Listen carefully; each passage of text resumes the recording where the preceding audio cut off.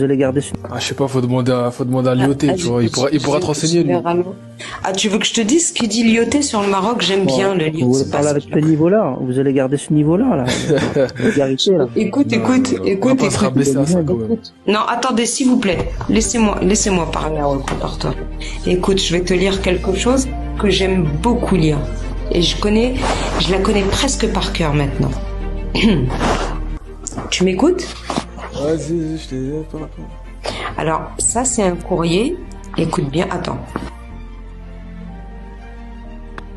Donc voilà, ça c'est un courrier qu'a écrit Hubert Lyoté au député Biro. C'était le 29 février 1916 et c'est écrit à Lyon. Tu suis? Écoute. Il va pas comprendre, il rigole déjà. Il est... Non, bien. les commentaires, ils m'ont fait rire. Vas-y, finis.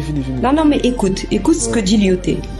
En répondant à Monsieur Biro, le député. Permettez-moi maintenant, cher Monsieur Biro, de retenir l'attention sur une de vos paroles. Parlant de l'Algérie, de la Tunisie et du Maroc, vous avez dit nos 3 colonies.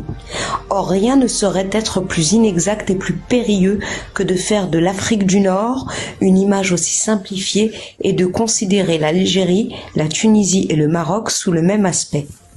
Alors que nous sommes en Algérie depuis plus de 80 ans, en Tunisie depuis 35 ans, nous n'avons mis les pieds au Maroc qu'il y a 8 ans et notre protectorat y date de moins de 4 ans.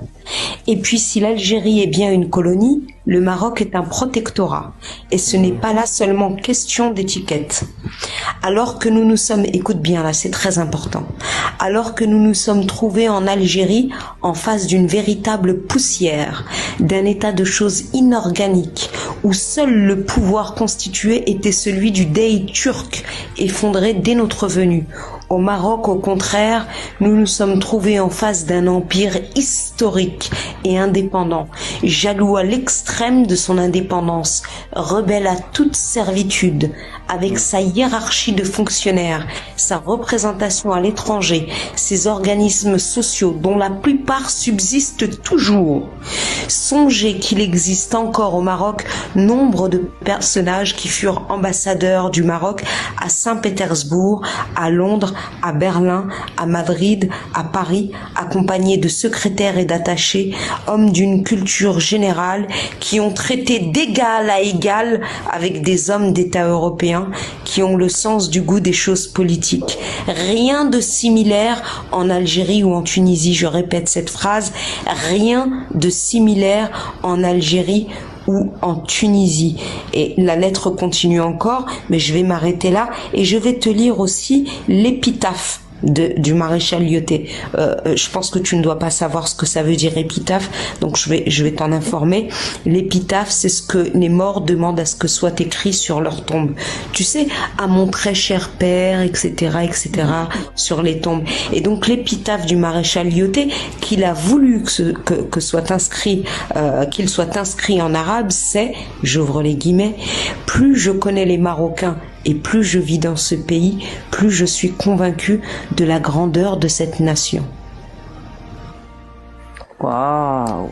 Peux-tu ouvrir ton micro et commenter ce que je viens de te lire? Je vais absolument pas commenter ce que tu as dit parce que j'ai pas écouté et puis c'est pas intéressant. Alors, Dégage-le, puisque tu n'es pas capable, non.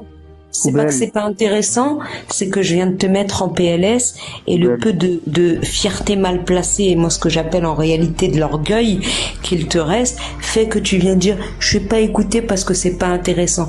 Tu as écouté, tu as été très attentif, tu as essayé de trouver dans ce courrier que j'ai lu quelque chose qui pouvait mettre en avant ton pays et quelque chose qui pouvait désavantager le Maroc. Tu ne l'as pas trouvé, ça t'a rincé les oreilles, ça t'a fait mal, tu ne l'assumes pas et t'essayes de garder la face, comme on dit.